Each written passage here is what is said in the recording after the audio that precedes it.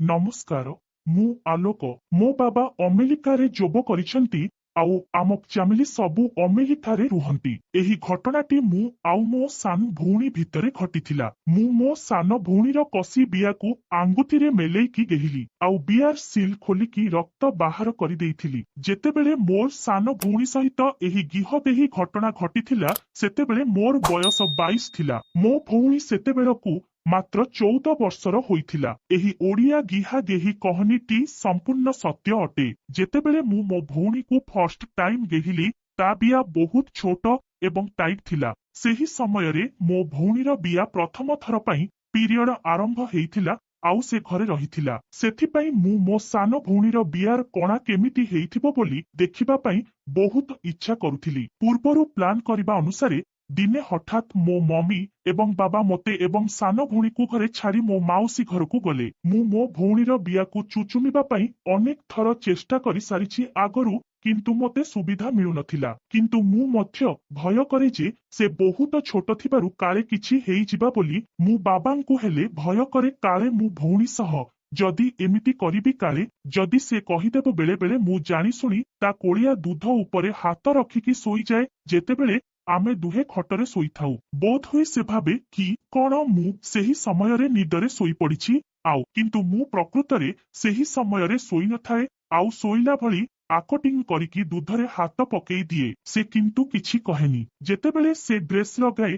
Dress ଉପରେ ତାହାର ଦୁଧର ମୁଣ୍ଡି ପୁରା ବାହାରକୁ ଫୁଟିକି ଦେଖାଯାଏ। ମୁଁ ପ୍ରାୟ ଟାଇମରେ ଭାବେ ଗିହା କେହି ନ ହେଇଥିବା ଛୋଟିଆ ଝିଅମାନଙ୍କ ବିୟା କେମିତି ହେଇଥିବ ଆଉ ମୋ ଭଉଣୀର ବିୟାର ସାଇଜ କେମିତି ହେଇଥିବ। ଛୋଟ ହେଇଥିବ ନା ବଡ ଫେଡା ବିୟା ଭଳିଆ ହେଇଥିବ ଏମିତି ଭାବେ ମନେ ମନେ। ମୁଁ ପୂର୍ବରୁ ବହୁତ ଥର ତାହାର ପ୍ୟାଣ୍ଟିକୁ ଶୁଙ୍ଘିଛି। ଓହୋ ବହୁତ ମଜା ଲାଗେ ଆଉ ସଙ୍ଗେ ସଙ୍ଗେ ମୋର ବାଣ୍ଡ ଟିଙ୍ଗେଇ ହେଇଯାଏ। ମୁଁ ମୋ ସାନ ଭଉଣୀର ପ୍ୟାଣ୍ଟିର ସାଇଜ ଦେଖିକି ଜାଣିଦିଏ କି ବିୟାର ସାଇଜ ଆଉ ଚଉଡା କେତିକି ହେଇଥିବ ଆଉ ବାଣ୍ଡ କେତିକି ଭିତର ଯାଏ ବୋଲି ପଶିପାରିବ। ଦେଖ ସାଙ୍ଗର ଭଉଣୀକୁ ନିଧୁମ ଗେହିଲି ଫର୍ଷ୍ଟ ଟାଇମ୍ ସିଲ୍ ଖୋଲିଲି, କିନ୍ତୁ ମମି ଏବଂ ବାବା ମାଉସୀ ଘରକୁ ଯିବା ବେଳେ ଆମକୁ କହିଥିଲେ ଯେ ସେମାନେ ଫେରିବା ବେଳକୁ ଟିକେ ଡେରି ହେବ।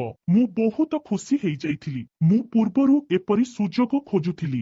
ଯେତେବେଳେ ମମି ଏବଂ ବାବା ଯାଇଥିଲେ ଆମେ ଦୁହେଁ ବିଛଣାରେ ଶୋଇପଡି ଫୋନ ଦେଖୁଥିଲୁ। ଏହିପରି ଶୋଇବା ସମୟରେ କିଛି ସମୟ ମୁଁ ମୋର ହାତ ନେଇ ସାନ ଭଉଣୀର ଛାତିରେ ରଖିଲି। ମୁଁ ନିଦ ହେଇଥିବା ଭଳି ଅଭିନୟ କଲି ଏବଂ ତା ବିୟା ଉପରେ ମୋ ହାତ ଘଷିବାକୁ ଲାଗିଲି। ମୋ ଭଉଣୀ ଭାବୁଥିଲା ବୋଧେ କି କଣ ମୁଁ ଶୋଇଯାଇଛି ଆଉ ନିଦ ବାଉଳିରେ ଏମିତି କରୁଛି। କିଛି ସମୟ ଏମିତି କରିବା ପରେ ମୁଁ ମୋ ଗୋଡକୁ ତା ବିୟା ସିଧା ତାହାର ଉପରେ ରଖିଲି। ସେ ଡ୍ରେସ୍ ଲଗେଇଥିଲା ଆଉ ମୁଁ ତାହାର ଡ୍ରେସ୍ ଉପରେ ବିୟା ସିଧା ଆଣ୍ଠୁକୁ ରଖିକି ଘଷିଲା ପରି କଲି। ଲାଇଟ୍ ସେତେବେଳକୁ ବନ୍ଦ ଥିଲା। ଚାରିଆଡେ ହାଲକା ଡିମ୍ ଲାଇଟ୍ ଜଳୁଥିଲା। ସେତେବେଳକୁ ମୋର ଦିକ 90 ଡିଗ୍ରୀ ଅଟେ। ତା ଦେହ ଏତେ ନରମ ଥିଲା ମୁଁ ଆଉ ଏହାକୁ ସମ୍ଭାଳି ପାରିଲି ନାହିଁ। ଠିକ ସେ ଟିକେ ଶୋଇଯିବା ପରେ ମୁଁ ଆଉ ଡେରି ନ କରି ମୁଁ ତା ଉପରେ ଯାଇ ଶୋଇପଡ଼ିଲି। ସେ ବହୁତ ଡରି ଯାଇଥିଲା। ସଙ୍ଗେ ସଙ୍ଗେ ସେ ଉଠି କହିଲା କଣ କରୁଛୁ ଯେ ଏମିତି। ମୁଁ କହିଲି ଆରେ କିଛି ହେବନି। ମୁଁ ପଚାରିଲି ତୁ ଡରୁଛୁ କି? ପୁଣି କହିଲି ଆରେ ଡରେନି କିଛି ହେବନି ମ ଏମିତି ଟିକେ ଉପରେ ଉପରେ ଆରେ ତୋତେ ହେଲେ ଦେଖିବୁ ଭଲ ଲାଗିବ। ସେତେବେଳକୁ ସେ ଟିକେ ଭୟ କରି ଗଲାଣି। ମୁଁ ହେଲେ ଗେହିବା ମୁଡରେ ଥିଲି ଆଉ ମୋ ବାଣ୍ଡ ଟିଙ୍ଗେଇକି ପୁରା 90 ଡିଗ୍ରୀ ହେଇଯାଇଥିଲା। ସେ ନାହିଁ କରି ଚାଲିଥାଏ ଆଉ ମୁଁ ତାକୁ ବୁଝେଇ ଚାଲିଥାଏ ଏମିତି ଆମେ ଗିହା ଗେହି ହେଲେ ମଧ୍ୟ କିଛି ହେବନି। ଲାଷ୍ଟକୁ ମୁଁ ତାକୁ କହିଲି ଆରେ କିଛି ବି ପ୍ରୋବ୍ଲେମ ହେବନି, ସତରେ ମଜା ଲାଗିବ। ମୁଁ ଏମିତି କହି ତାହାର ମନ ବୁଝେଇକି ହାଲକା ହାଲକା ତା ପ୍ୟାଣ୍ଟିକୁ ତଳକୁ ଟାଣିଲି ଆଉ ତାହାର ବିୟା ସନ୍ଦାରେ ଆଙ୍ଗୁଠି ମାରିକି ବିୟାକୁ ନାଳେଇଲା ପରି କଲି। ଏମିତି ଟିକେ ସମୟ କରିବା ଭିତରେ ତାହାର ବିୟା ହେଲେ ଲାଳୁଆ ଲାଳୁଆ ହେଇଗଲା। ମୁଁ ଜାଣିଦେଲି ଏଥର ଗେହିବା ଟାଇମ୍ ଆସିଗଲା ବୋଲି। ତାପରେ ମୁଁ ମୋ ବାଣ୍ଡ ଧୀରେ ଧୀରେ ତା ଛୋଟ ବିୟାରେ ପୂରେଇବାକୁ ଚେଷ୍ଟା କଲି, କିନ୍ତୁ ବିୟା ବାହିତ ଟାଇଟ୍ ଥିଲା ଠିକ ସେ ନ ପଶିବାକୁ। ସେ ଭୟ କରିବାକୁ ସେ ଛୋଟ ଥିବାରୁ ବିୟାର ସାଇଜ ହେଲେ ଛୋଟ ଥିଲା। ମୁଁ କିଛି ସମୟ ପାଇଁ ବିୟାରେ ବାଣ୍ଡକୁ ଧୀରେ ଧୀରେ ଘଷିଲି। ମୁଁ ତା ବିୟାକୁ ଟାଇଟିବାକୁ ଚାହିଁଲି। ଏପରି କରିବା ଦ୍ୱାରା ଛୁଆଟି ବେଡ୍ ଆଦା ହୋଇଯାଇଛି। ମୁଁ କଠିନ ଚେଷ୍ଟା କଲି ଏବଂ ଧୀରେ ଧୀରେ ବିୟାକୁ ଆଙ୍ଗୁଠିରେ ମେଲେଇକି ମୋ ବାଣ୍ଡ ତା ବିୟାର ଛୋଟ କଣା ଭିତରକୁ ଠେଲିକି ପଶେଇବାରେ ଲାଗିଲି। ଦେଖ ମୋ ସାନ ଭଉଣୀ ମୁତିଲା ବେଳର ଭିଡିଓ ଉଠେଇଲି। ପୁରା ଗାତ ଦେଖିଲି। ସଙ୍ଗେ ସଙ୍ଗେ ସେ ଆହ ମମି କାଟୁଛି ଓହମ ଉହ ହେଇକି କୁକୁ ହେଇକି କହିଲା ହେ ମମି କାଟୁଛି ଆହ କାଟୁଛି ଆଉ ନାହିଁ କାଟୁଛି ସେତିକି। ମୋତେ ବହୁତ ମଜା ଆସୁଥାଏ ଏବଂ ମୁଁ ବିଆରେ ବାଣ୍ଡକୁ ଭର୍ତ୍ତି କରିବାକୁ ଲାଗିଲି। ମୁଁ କିଛି ନ ଶୁଣିକି ଗେହି ଚାଲିଲି।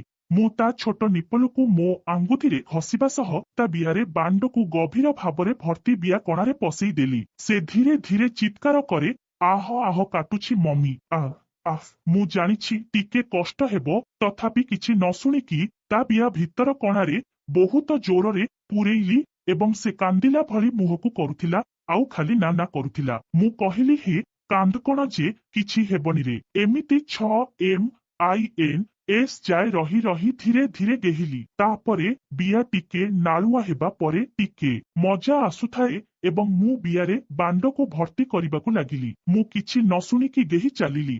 ମୁଁ ତା ଛୋଟ ନିପଲକୁ ମୋ ଆଙ୍ଗୁଠିରେ ଘଷିବା ସହ ତା ବିଆରେ ବାଣ୍ଡକୁ ଗଭୀର ଭାବରେ ଭର୍ତ୍ତି ବିଆ କଣାରେ ପଶେଇ ଦେଲି। ସେ ଧୀରେ ଧୀରେ ଚିତ୍କାର କରେ, ଆହ ଆହ କାଟୁଛି ମମି, ମୁଁ ଜାଣିଛି ଟିକେ କଷ୍ଟ ହେବ, ତଥାପି କିଛି ନ ଶୁଣିକି ତା ବିଆ ଭିତର କଣାରେ ବହୁତ ଜୋରରେ ପୂରେଇଲି ଏବଂ ସେ କାନ୍ଦିଲା ଭଳି ମୁହଁକୁ କରୁଥିଲା ଆଉ ଖାଲି ନା କରୁଥିଲା। ମୁଁ କହିଲି, ହେ କାନ୍ଦ କଣ ଯେ, କିଛି ହେବନିରେ। ଏମିତି 6 MINS ଯାଏ ରହି ରହି ଧୀରେ ଧୀରେ ଗେହିଲି। ତାପରେ ବିଆ ଟିକେ ନାଳୁଆ ହେବା ପରେ ଟିକେ ନାଳୁଆ ହେବା ପରେ ଟିକେ ଜୋର ଦେଇକି ଭିତରକୁ ପୂରେଇଲି। ସେ ସେମିତି କାଟୁଛି ଆହ ହେଉଠେ, ମୁଁ କିନ୍ତୁ ଆଉ କିଛି ଶୁଣିଲିନି। ଜୋର ଜୋର କରିକି ବେହି ଚାଲିଲି। ମୋତେ ହେଲେ ମଜା ଲାଗୁଥିଲା। ଟିକେ ସମୟ କରିଛି, ମୋର ହେଲେ ବୋହିବା ଟାଇମ ଆସିଲା ହେରି। ମୁଁ ସିଧା ବାହାର କରିକି ପିଚି ପିଚି କରିକି ବେଡସିଟ୍ ଉପରେ ପକେଇଲି। ଲାଇଟ୍ ପକେଇକି ଦେଖିଲା ବେଳକୁ ମୋ ବାଣ୍ଡ ଉପରେ ରକ୍ତ ଲାଗିଛି। ବିଆକୁ ସେଇଠୁ ମେଲେଇକି ଦେଖିଲି, ହେଲେ ବିଆର କଣା ଠିକ ସେ ଖୋଲି ନଥିଲା। ବିଆ ମେଲେଇକି ଦେଖିଲେ ବି ତାକୁ କଷ୍ଟ ହଉଥିଲା, ସେଥିପାଇଁ ଠିକ ସେ ଦେଖିବାକୁ ହେଲେ ଦଉନଥିଲା। ସେହି ଦିନଠାରୁ ଆମେ ଦୁହେଁ ଘରେ ସୁଯୋଗ ମିଳିଲା ମାନେ ଗିହାଗେହି ହେଉ ଏବଂ ମୁଁ କେବେ କହିବି ମୁଁ କିପରି ତା ବିଆରେ ଆଉ ଗୋଟେ ଦିନ ତେଲ ଲଗାଇଲି ଏବଂ 48 ମିନିଟ ଗେହି ତା ବିଆ ନାଲି ପକେଇ ଦେଲି।